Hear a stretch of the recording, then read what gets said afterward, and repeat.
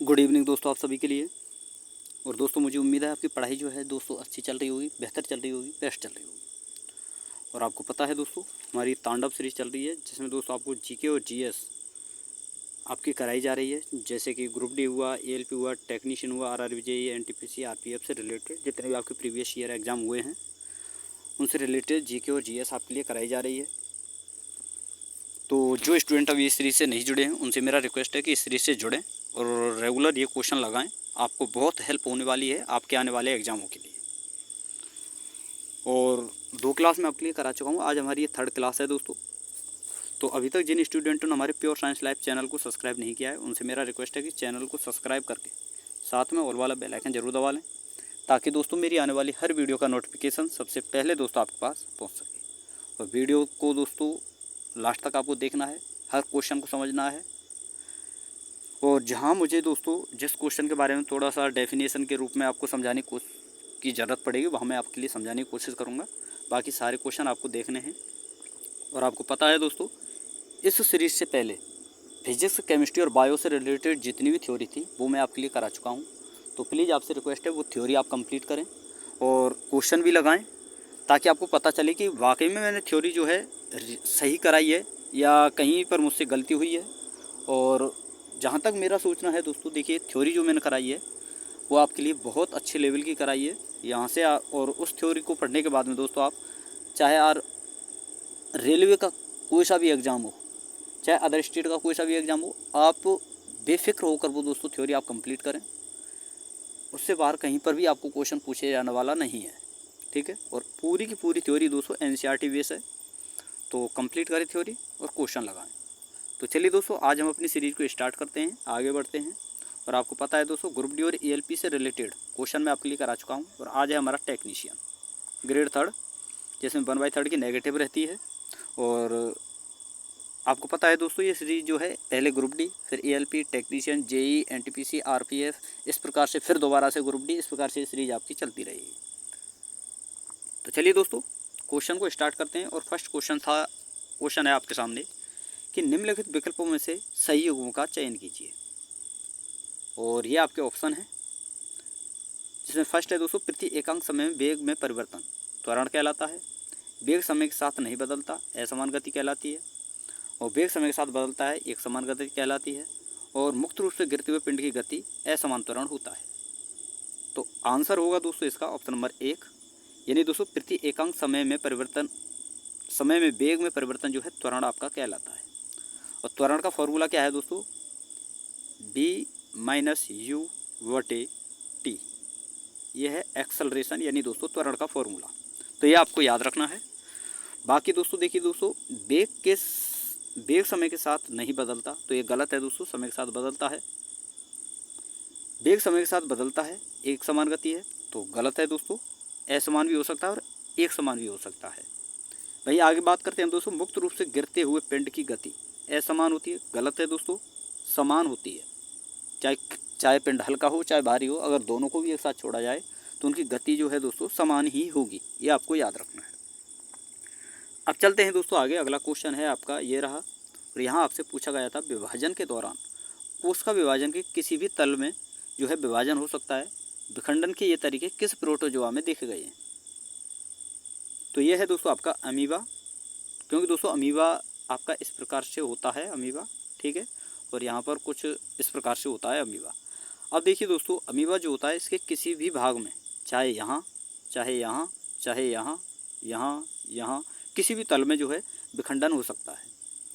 तो अमीबा एक ऐसा प्रोटोजोआ है, इसके किसी भी तल में विखंडन हो सकता है, ये आपको याद रखना है। अगला प्रश्न है, यहाँ आपसे पूछा गया है कि नीचे दी गई अभिक्रिया निम्नलिखित में से किस प्रकार की अभिक्रिया का एक उदाहरण है। तो देखिए दोस्तों, यहाँ पर पोटेशियम ब्रोमाइड, तो बेरियम क्लोराइड, बेरियम आयोडाइड की क्रिया जब हम कराएंगे तो यहाँ पर हमारे पास बनेगा पोटेशियम आयोडाइड और बेरियम ब्रोमाइड। तो ये एक प्रकार की द्विविस्थापन अभिक्रिया है। ऑप्शन नंबर 2 आपका सही आंसर होगा। और जो स्टूडेंट चाहते हैं कि ये चीज़ें हमारे समझ में नहीं आती, जो अभिक्रियाएँ होती हैं, तो आप मुझे बता देना कमेंट में, तो मैं अलग से सेपरेट एक वीडियो आपके लिए बना दूंगा और जिसे मैं दोस्तों आसान भाषा में आपके लिए समझाने की कोशिश करूँगा। और जो कि जब समझाऊँगा दोस्तों, मैं खुद अपने जो मेरे नोट्स हैं उनमें से खुद अलग से जो है नोट्स बनाऊँगा और यानी दोस्तों खुद के हैंड रिटन नोट्स जो है बनाऊंगा, तब जाकर आपको समझाने की कोशिश करूंगा, ताकि आपको अच्छी तरह से और आसानी से मैं समझा सकूं। अब चलिए दोस्तों अगला क्वेश्चन हम देखते हैं। और यहाँ आपसे पूछा गया था, निषेचन के लिए कौन सा प्रजनन अंग आवश्यक है? थैलेमस, परागकण व बीजांड, बाह्य दल व पंखुड़ियाँ। जैसे मान लीजिए कोई पादप है दोस्तों, ठीक है, 1 मिनट, जैसे इस प्रकार से ये होता है, यहाँ पर दोस्तों ये पंखुड़ियाँ होती हैं, ठीक है। तो इनमें से कौन सी चीज़ जो है, यहाँ पर ये बीजांड होता है, ठीक है दोस्तों। तो यहाँ पर देखिए दोस्तों, यहाँ पर इस जगह जो अंडाशय होता है, इसे यहाँ पर होते हैं परागकण फूल के, और ये बीजांड जो होता है यहाँ पर होते हैं दोस्तों, बीजांड जो होता है यहाँ पर होते हैं बीज। तो किसी भी पादप के निषेचन के लिए दोस्तों यहाँ पर जो बीज है वो यहाँ पर आता है किसी भी कीट के द्वारा, तब जाकर दोस्तों परागकण और बीजांड के बीच में जो है निषेचन की क्रिया होती है, यानी प्रजनन की क्रिया जो होती है। तो इसलिए दोस्तों देखिए, प्रजनन अंग जो होते हैं दोस्तों, एक तो परागण होता है, एक बीजांड होता है। परागण जो है मादा के अंडाशय, जो मादा होती है उसके अंडाशय के समान होता है, बीजांड जो है शुक्राणु के समान होता है। तो ये चीज़ें आपको याद रखनी है। अगला प्रश्न है, और यहाँ आपसे पूछा गया है, निम्नलिखित में से कौन सा विकल्प दिए गए कथन के लिए सही स्पष्टीकरण प्रदान करता है? और यहाँ पर कथन दिया गया है कि गर्म दिनों में पसीना आपके शरीर को ठंडा करता है। तो क्या दिया गया कथन गलत है? पसीना आने से शरीर का तापमान बढ़ता है, पसीने की तेज़ी से बाष्पीकरण होता है और शरीर की सतह से गर्मी को अवशोषित करता है और शरीर को ठंडा करता है। और अगला ऑप्शन है, पसीना आने से रक्त संचार बढ़ता है और शरीर को ठंडा करता है। तो देखिए दोस्तों, ऑप्शन नंबर 3 इसका सही आंसर होगा कि पसीने के तेज़ी से बाष्पीकरण होता है, पसीने के कारण तेज़ी से बाष्पीकरण होता है, जो शरीर की सतह से गर्मी को अवशोषित करता है और शरीर को ठंडा करता है। कभी कभी आपने देखा हो दोस्तों, जैसे कि आपको बहुत ज़्यादा पसीना आ रहा हो, तो आप पंखे के नीचे जाइए या फिर एसी वाले रूम में, या फिर दोस्तों आप कूलर के सामने बैठ जाइए, तो आपको क्या है दोस्तों, ठंडक महसूस होगी। तो ऐसा क्यों होता है? तो देखिए दोस्तों, आपको पता होगा कि एयर जो होती है, सबसे ज़्यादा बाष्पीकरण जो होता है एयर के द्वारा होता है, चाहे धूप हो चाहे कुछ भी हो। लेकिन एयर अगर आपके पास है, एयर चल रही है, हवा चल रही है, तो बाष्पीकरण बहुत तेज़ी से होता है।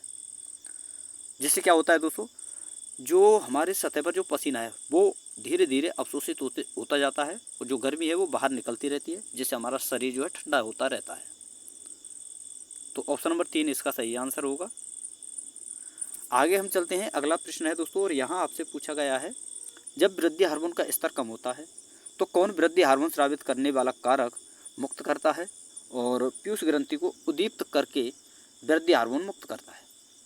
तो आपको पता है दोस्तों, हाइपोथैलेमस जो होता है हमारा, ये हमारा जो ब्रेन होता है, पीयूष ग्रंथि हुई है, जितनी भी हमारी ग्रंथि हैं उन्हें जो है दोस्तों कंट्रोल करता है, मस्तिष्क को। और आपको पता है दोस्तों, वृद्धि हार्मोन जो है पीयूष ग्रंथि के द्वारा ही स्रावित किया जाता है। तो ये प्रेरित कौन करता है दोस्तों? हाइपोथैलेमस। तो ऑप्शन नंबर 2 आपका सही आंसर होगा। अगला प्रश्न है, और यहाँ आपसे पूछा गया है, ये रहा दोस्तों, कि विद्युत अपघटनी परिष्करण में धारा प्रवाहित करने पर अशुद्धियाँ नीचे बैठ जाती हैं, और उन अशुद्धियों को किस रूप में जाना जाता है? तो आपको पता होना चाहिए दोस्तों कि अशुद्धियाँ जो होती हैं वो एनोड पर जमा होती हैं, और शुद्ध जो पदार्थ होता है वो कैथोड पर। तो अशुद्धियों के बारे में यहाँ पर कहा गया है, तो एनोड पंख जो होता है वहाँ पर ये जो है बैठ जाती है, यानी एनोड पंख के नाम से इन्हें जाना जाता है। आगे हम चलते हैं दोस्तों, और इसका आंसर जो है 3 होगा, ऑप्शन नंबर 3। अगला प्रश्न है, यहाँ आपसे पूछा गया है, पाचन नलिका में भोजन की गति का सही क्रम निम्नलिखित में से क्या है? तो ये सारी चीज़ें मैं आपके लिए करा चुका हूँ, तो ऑप्शन नंबर 3 इसका सही आंसर होगा। जैसे कि दोस्तों मान लीजिए ये कोई व्यक्ति है, ठीक है, और इस प्रकार से यहाँ से इसकी ये मुँह से ग्रास नली निकलती है, और यहाँ पर ये दोस्तों इस प्रकार से होता है। तो ये मुँह हुआ, ये ग्रास नली हुई, और ये आपका आमाशय हुआ। तो एक क्रम है, पहले मुँह आएगा, फिर ग्रास नली, फिर आमाशय। तो ऑप्शन नंबर 3 इसका सही आंसर होगा।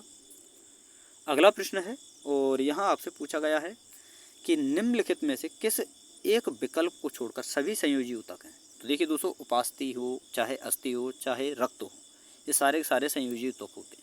लेकिन ट्रैकिड यानी ट्रैकियार्ड जो होता है ये संयोजी ऊतक नहीं होता, ये पदार्थ को बहाने वाली नलिका होती है। तो ऑप्शन नंबर 3 आपका सही आंसर होगा। अगला प्रश्न है, यहाँ आपसे पूछा गया है साबुन का जलरागी सिरा निम्नलिखित में से किसके साथ अभिक्रिया करता है।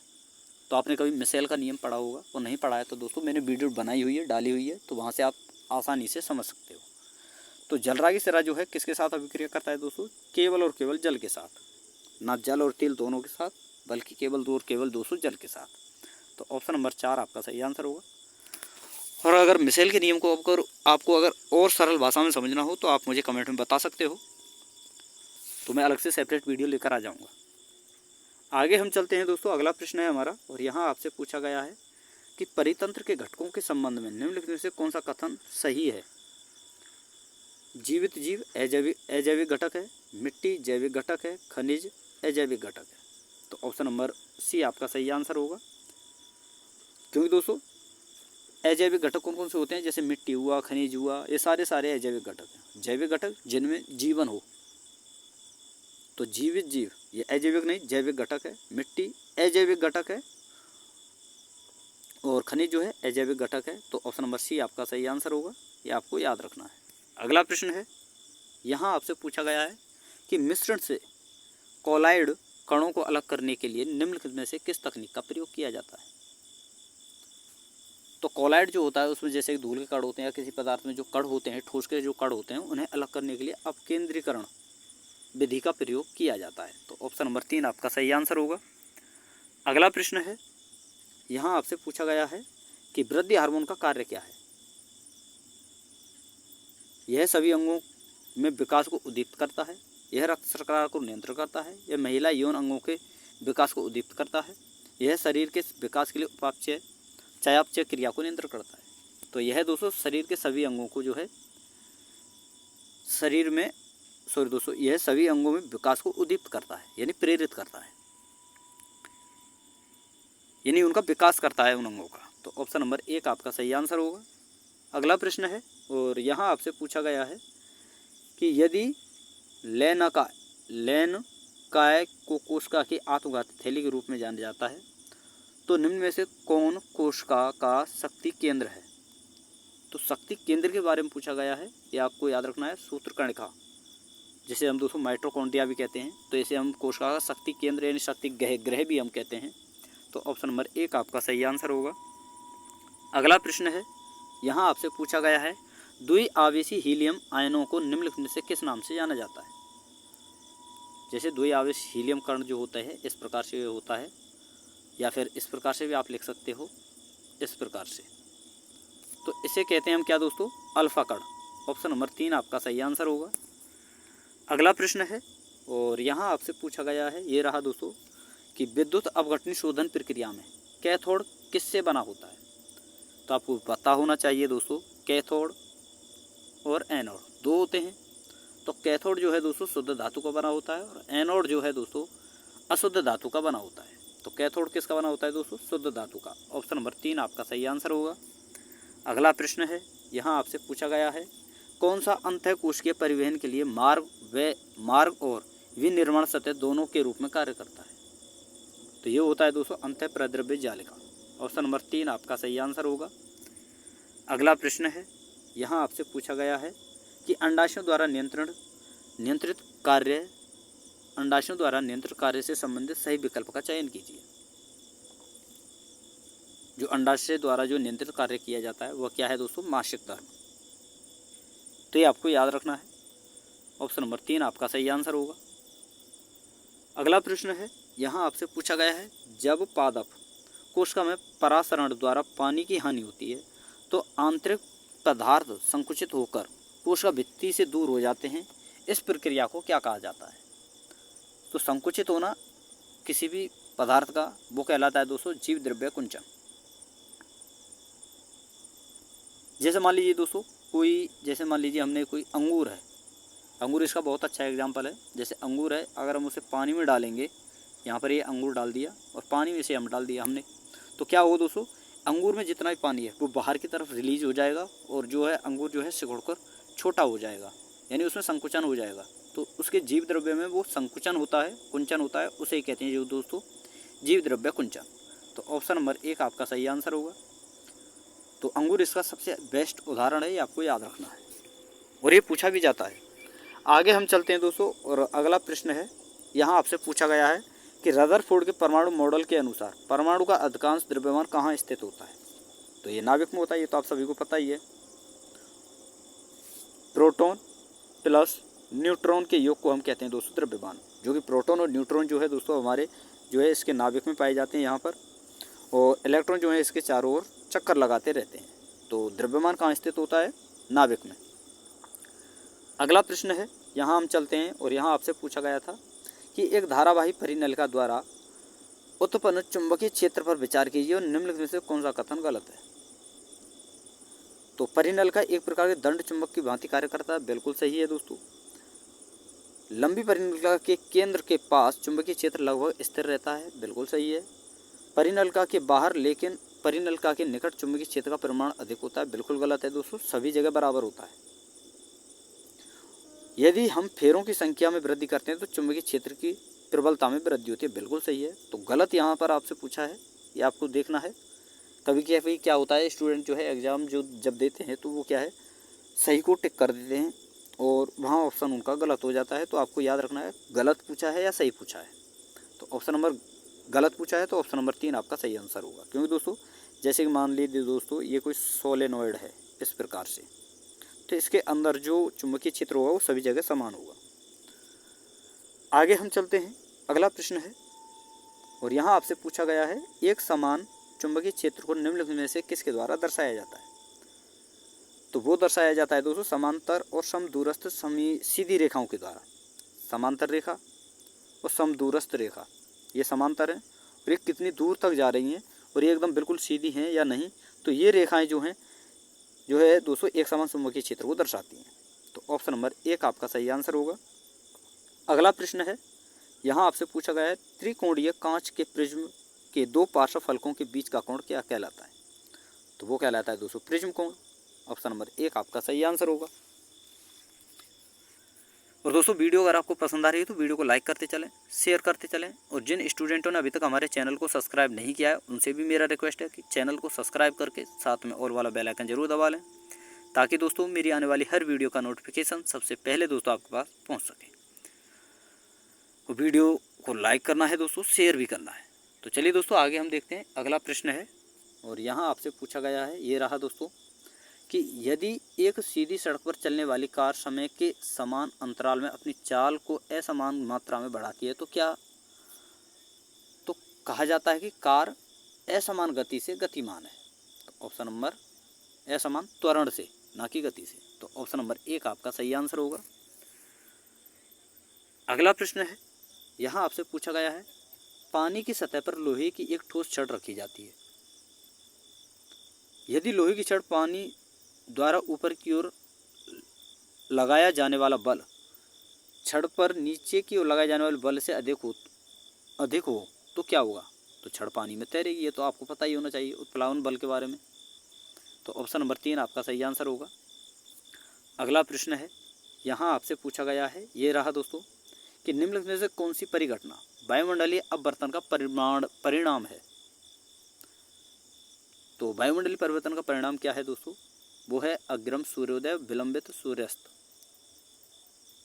सूर्य उदय होना और सूर्यास्त होना।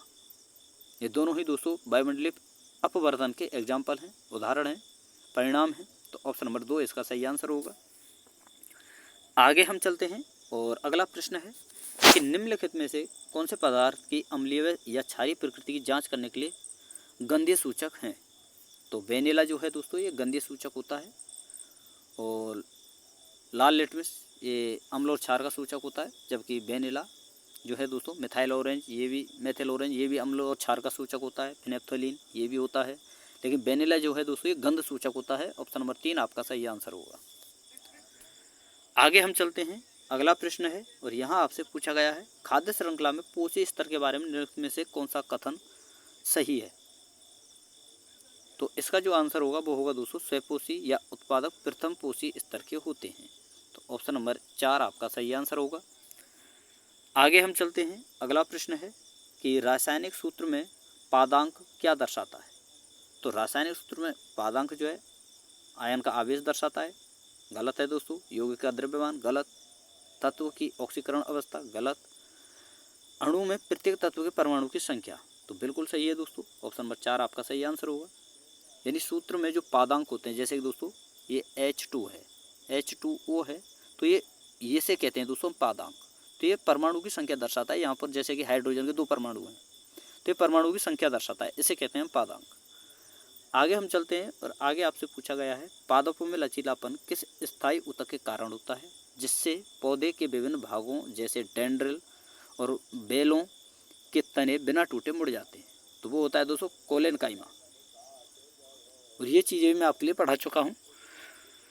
तो अभी तक जिन स्टूडेंटों ने वो क्लासें नहीं ली हैं, तो उनसे रिक्वेस्ट है मेरा कि वो क्लासें लें और अपनी थ्योरी कंप्लीट करें और क्वेश्चन लगाएं। अब चलिए दोस्तों आगे हम चलते हैं और अगला क्वेश्चन है, यहाँ आपसे पूछा गया है कि 1980 के दशक में वायुमंडल में ओजोन की मात्रा में तीव्र गिरावट के लिए निम्नलिखित में से कौन सा कृत्रिम रसायन उत्तरदायी था। तो वो था दोस्तों क्लोरोफ्लोरोकार्बन। ऑप्शन नंबर 1 आपका सही आंसर होगा। आगे हम चलते हैं, अगला प्रश्न है, अब कुछ जीके के प्रश्न हैं जो कि मुझे आपके लिए बताने चाहिए थे, तो वो मैंने यहाँ पर डाले हुए हैं। बाकी सारे करंट के प्रश्न पूछे गए थे। ये एक साइंस का प्रश्न है कि निम्नलिखित में से कौन सा सोल का एक उदाहरण है। तो मिल्क और मैग्नीशिया जो है दोस्तों एक सोल का उदाहरण है। ऑप्शन नंबर 4 आपका सही आंसर होगा। सोल का मतलब होता है दोस्तों, जैसे किसी भी चीज़ को हम 2 पदार्थों को अगर हम मिलाएं तो वो लिक्विड अवस्था में ही रहें। जैसे मिल्क ऑफ मैग्नीशिया जो होता है ये सिंगल पदार्थ है, जब इसे हम किसी पदार्थ में मिलाते हैं, जैसे पानी मिलाते हैं, तो इसका कलर जो है दूधिया हो जाता है, तो इसे हम कहते हैं मिल्क ऑफ मैग्नीशिया। लिक्विड में मिलाने पर, किसी ठोस पदार्थ को लिक्विड में मिलाने पर वो अपना कलर चेंज कर ले, वह द्रव अवस्था में रहे, तो उसे कहते हैं हम दोस्तों सोल। तो ऑप्शन नंबर 4 आपका सही आंसर होगा। अगला प्रश्न है और यहाँ आपसे पूछा गया था कि निम्नलिखित में से कौन सा द्रव अभिलाक्षणिक गुण है। निम्नलिखित में से कौन सा द्रव का अभिलाक्षणिक गुण है। इसका आकार और आयतन निश्चित होता है, गलत।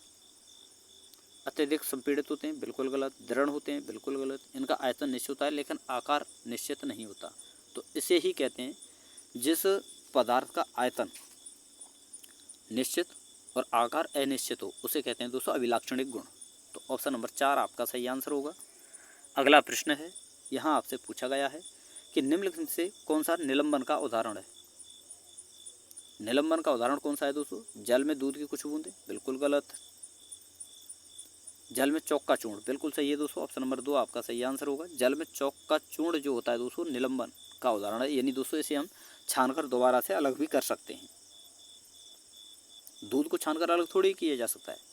चीनी का घोल जो होता है जल में, उसे छानकर अलग थोड़ी किया जा सकता है। जल में तेल का घोल जो होता है वो तो दोस्तों उसे अलग थोड़ी किया जा सकता है, लेकिन चौक के चूर्ण को अलग किया जा सकता है। तो ये निलंबन का उदाहरण है, जिसे छानकर अलग किया जा सके, वो होता है निलंबन का उदाहरण। तो ऑप्शन नंबर 2 इसका सही आंसर होगा। अगला प्रश्न है और यहाँ आपसे पूछा गया है कि a game of 2 halves the story of the golden era of Indian club football. A game of 2 halves the story of the golden era of Indian club football के लेखक कौन है। तो ये है दोस्तों ऋषभ राय। ऑप्शन नंबर 4 आपका सही आंसर होगा। अगला प्रश्न है और यहाँ आपसे पूछा गया है, ब्रिटिश काउंसिलिंग और गाइडेंस तमिलनाडु के बीच साझेदारी का प्रथम उद्देश्य क्या था। तो प्रथम उद्देश्य क्या था दोस्तों इनका, वो था दोस्तों तमिलनाडु की संरचना, अर्थव्यवस्था, संस्कृति, उद्योग को सशक्त बनाना। तो ऑप्शन नंबर 1 आपका सही आंसर होगा।